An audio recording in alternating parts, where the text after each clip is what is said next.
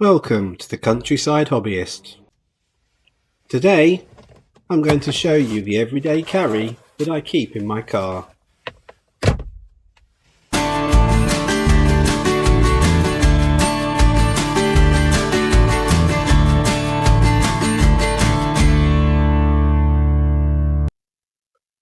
Today I want to walk you through my car-based everyday carry pack. This isn't a survival fantasy setup, it's not tactical nonsense, and it's definitely not designed for running into the woods for a week. This is a practical, realistic pack that lives in my glove box, but can very quickly become something I clip onto a camping pack,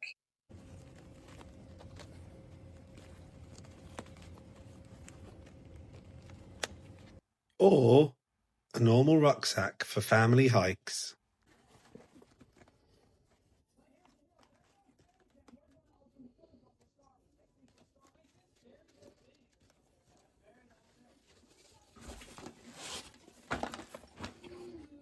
The idea here is convenience, redundancy and problem solving. The kind of problems you actually run into: breakdowns, cold weather, minor injuries, small repairs, dead phones, wet conditions. Let's get into it. So the pouch itself is a tactical molly pouch, roughly 21 centimeters by 14 by about 7ish. The size is quite deliberately picked. Small enough to live in a glove box, it's big enough to hold proper kit, and flexible enough to be able to attach to, as I said before, camping rucksack or a day pack for a hike outside. And the molly webbing here does give you those additional options without committing it permanently to one pack, something I haven't needed to at the moment. Inside, it folds out into 3 sections, which is ideal. It means you're not digging through everything at once. You can go straight to tools, or straight to medical stuff or personal care, depending on the situation. The layout matters more than most people realise. If your hands are cold, you're wet, or you're stressed. The first section is essentially tools and sustainment. Things that help you make light, make heat, make water safer, or fix small problems. Firstly, we have a big lighter. It's cheap, it's reliable, it works in the cold, and it lasts for years. It's the source of fire first time, every time. And if the gas ever does run out, you've got a spark there with the contraption at the top there, which will give you a spark if you needed to use that for other forms of lighting. Even if you carry ferro rods, a lighter is still the simplest fire option. This is a Victorinox Huntsman. It has loads of different tools on it. Saw, blades, tools, covers a huge range of everyday tasks. Cutting cordage, opening packaging, minor repairs, food prep. Swiss Army knives are incredibly efficient for their size. I've got a couple of them. Then we have an Olight i3T EOS. This is a really small, compact torch. It's powered by one battery, and because this torch lives in a glove box, lives outside, I use a lithium battery. Lithium battery is much less likely to leak over time if it gets wet. I have a length of 2mm bank line. Now this is really strong. It has a breaking strength of 100, 150 kilograms, something like that. Has lots of different uses, from an emergency shoelace to a stretch of repairs for lashing something together. I have a bowline tied into one end of it as well, which has lots of capability in terms of cordage, and lots of different uses there, one of which I'll come on to later. I've got a small ferro rod and a striker which lives alongside the lighter. Sometimes redundancy matters. Lighters work 99% of the time. But on that 1% the lighters fail, then you want something there to back up. Ferro rods don't mind water, they don't mind cold.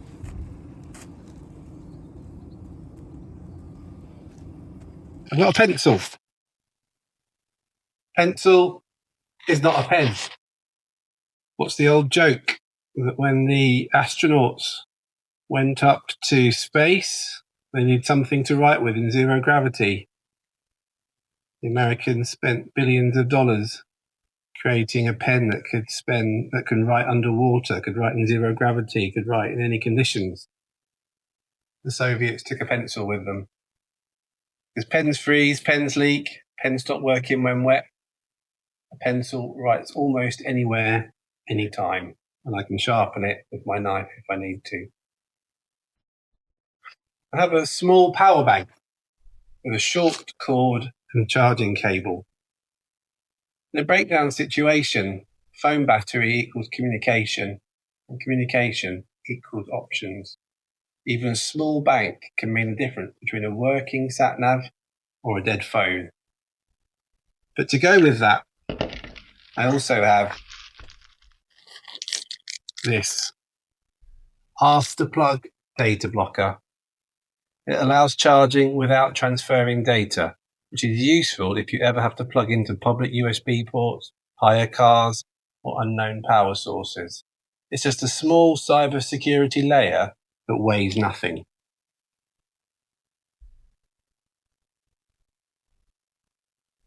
I have a good old spork, because eating with your fingers is not much fun.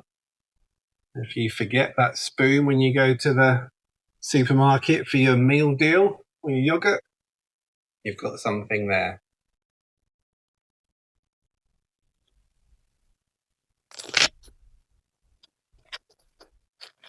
In the back here, first thing I have is an all-weather waterproof notebook. So this allows you to write with the pencil, even in the wet. If you need to write down numbers or directions or something like that, it's just an option for you, which you will be glad you've got if you need it. I have some plastic bags, different sizes. Can be used in real emergency for collecting water or for keeping something waterproof if you need to.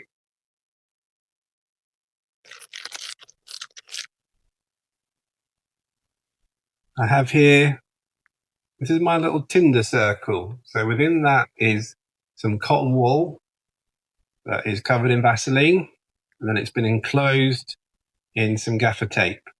And that will take a spark from the ferro rod. It will light from the lighter. If you did need fire for warmth, that would give you duration as well. So you're not having a piece of tinder that will go out in a couple of seconds. This will give you a decent amount of time to get some other bits of wood and so on onto that, get your fire going. I do have a Sharpie, because Sharpies are always useful. And here, in this funny red tube, I have a couple of things which are very useful to have. I have some safety pins. I have a needle and thread. Again, for those last emergency bits of sewing that might need to be done. And I have some repair patches here. I won't get them out because it'll be a pain to get back in again. But some rare patches for things like kayak or inflatables on holiday, anything like that. There's a patch there that will repair it. Around the outside of the tube, I've got some self-amalgamating tape. So this tape is really useful. It sticks to itself, not to you. But it's excellent for temporary hose repairs, securing splints, reinforcing torn straps, or even as emergency insulation. It's far more versatile than people give it credit for. The second section here is for first aid and personal hygiene.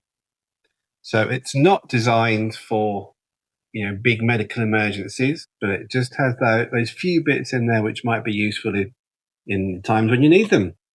We have some antibacterial hand gel, can be used for cleaning wounds, can be used for cleaning hands before eating, after you've been to the toilet, all those kinds of things where gel is useful. We learned that through the lockdown, didn't we? I've also got some water purification tablets. Now, you may very well think that that is over the top and very, very unlikely to need them. Well, the answer is you're absolutely correct. However, if you ever did need them, you ever were short on water and needed to purify some, for the size of that, you'll be glad you had them. I have a proper wound dressing, plus back here, some assorted plasters, cuts, blisters and scrapes. I have some microporous tape. That's brilliant, secures dressings. It's breathable, gentle on the skin. It's far better than cheap sticky tape. I have some tissues. There's another one there.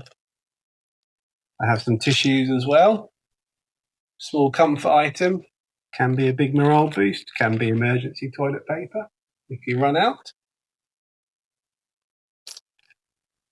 And then I have a HyperGuard foil blanket. So these blankets are really useful to keep in your car, especially.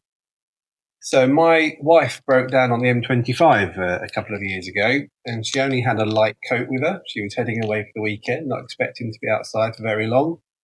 But that foil blanket made a real difference as she was sat by the side of a busy road on a cold and windy day. It serves as a wind block, heat retention, and also makes you feel a bit better. So foil blankets, they can be noisy, they can be uncomfortable, but they work.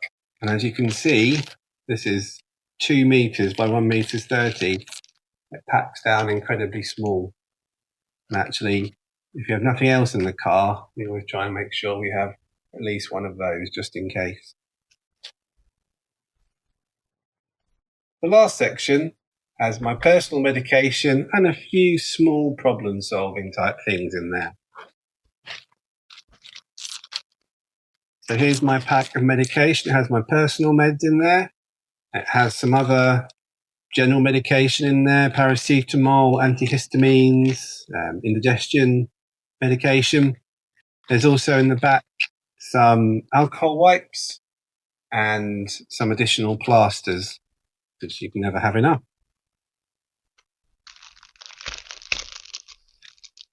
When I do go in the woods, or even because I live in the countryside, it's not beyond the realms of possibility that there could be ticks at some point or another. We don't have a pet dog or anything like that, but we do walk in long grass sometimes, or in the forest if I go bushcrafting or wild camping.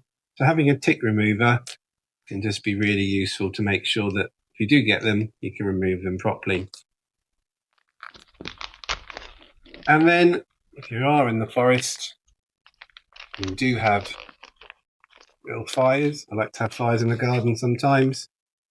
Then I've got a dressing there, which is a burn gel relief dressing, just in case something happens with your fire that you might not want it to. The last couple of items here, apart from my spare inhaler, which gives me my indication there, are a couple of really useful items that you can see take near enough no space at all. The first is a KeySmart Mag Connect. So this is 2 magnets that you can see pull apart to give you a usable magnet there, which can be used to retrieve dropped bolts, perhaps, fishing metal items out of tight spaces, Or even at times, if you are cold and your fingers aren't working very well, you can even use it to guide your zip when your dexterity is shot.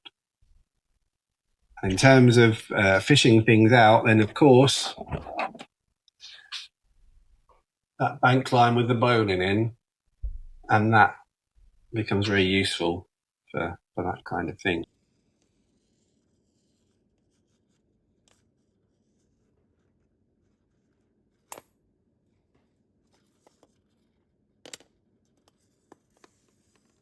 And the final item is a Nebo Lumo clip light. Now this is really useful. It comes on a little carabiner.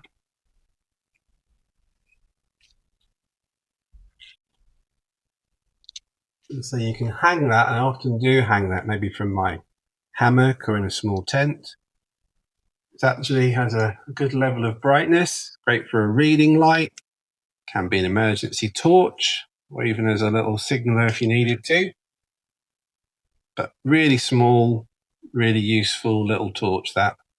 And that's something I use a lot when I go out into the camping situations.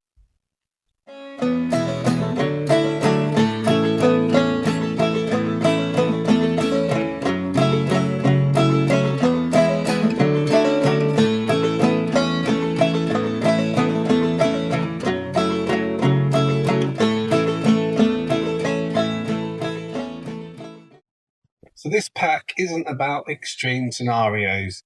It's just about, in my opinion, being slightly more prepared than average. It lives in my car, it costs far less than people expect, and it's already proved its worth on many occasions. The key takeaways for this are to choose multi-use items, to focus on the kind of problems that you might face. For example, we are driving a lot further at the moment. We have to drive 5 hours as my son is at university. So chances of a breakdown or something happening are higher. We live in the UK, so we're very unlikely to get stuck in the wilderness. But focus on the things that could be realistic that you might need to overcome. Keep things organised and make sure you actually know how to use what you can carry. If you've got tweaks or ideas, I'd love to hear them in the comments. Something that has come up recently is that I was on a train. I didn't have this with me, and my train ticket was on my phone, which unfortunately ran out of battery. And that's got me rethinking something of a more personal everyday carry pouch that I could keep in my pocket. So look out for that on the channel soon. So as I say, if you've got tweaks or ideas, I'd love to hear them in the comments. And if this has helped, then consider giving me a like or a subscribe. It genuinely helps the channel. But for now, I hope to see you again next time, and keep enjoying your hobbies.